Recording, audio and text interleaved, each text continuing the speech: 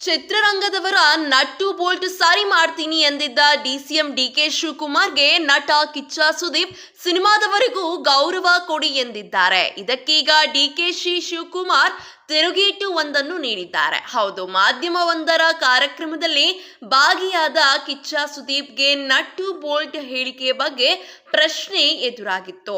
ಇದಕ್ಕೆ ಉತ್ತರಿಸಿದ್ದ ಅವರು, ನಾವು ಓಡಾಡೋ ಕಾರುಗಳ ನಟ್ಟು ಬೋಲ್ಟ್ ಸರಿ ಮಾಡೋಕೆ ಮೆಕ್ಯಾನಿಕ್ ಬೇಕು. ಅದರ ಬಗ್ಗೆ ನಾನು ಮಾತನಾಡಲು ಹೋದರೆ ಸರಿಯಾಗಲ್ಲ. ಯಾಕೆಂದರೆ ಕಾರಿನ ವಿಚಾರ ಮೆಕ್ಯಾನಿಕ್ಗಳಿಗೆ ಮಾತ್ರ ಗೊತ್ತಿರುತ್ತದೆ. ಅದೇ ರೀತಿಯಲ್ಲಿ ಚಿತ್ರರಂಗದವರ ಬಗ್ಗೆ ಚಿತ್ರರಂಗದವರಿಗೆ ಮಾತ್ರ ಗೊತ್ತು. ಚಿತ್ರರಂಗದವರಿಗೂ ಗೌರವ ಕೊಡಿ ಎಂದು ಕಿಚ್ಚ ಸುದೀಪ್ ಹೇಳಿದ್ದರು.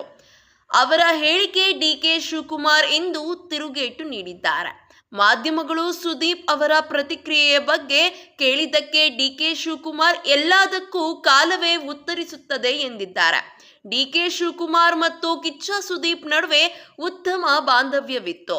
ಬೆಂಗಳೂರು ಅಂತಾರಾಷ್ಟ್ರೀಯ ಸಿನಿಮಾ ಉತ್ಸವದಲ್ಲಿ ಡಿಕೆಶಿ ಶಿವಕುಮಾರ್ ಚಿತ್ರರಂಗದವರು ಗೈರಾಗಿದ್ದಕ್ಕೆ ನಟ್ಟು ಬೋಲ್ಟು ಸರಿ ಮಾಡೋದು ಹೇಗೆ ಅಂತ ನನಗೆ ಗೊತ್ತು ಎಂದಿದ್ದಕ್ಕೆ ಸುದೀಪ್ ಮುಲಾಜಿಲ್ಲದೆ ತಿರುಗೇಟೊಂದನ್ನು ಕೊಟ್ಟಿದ್ದರು.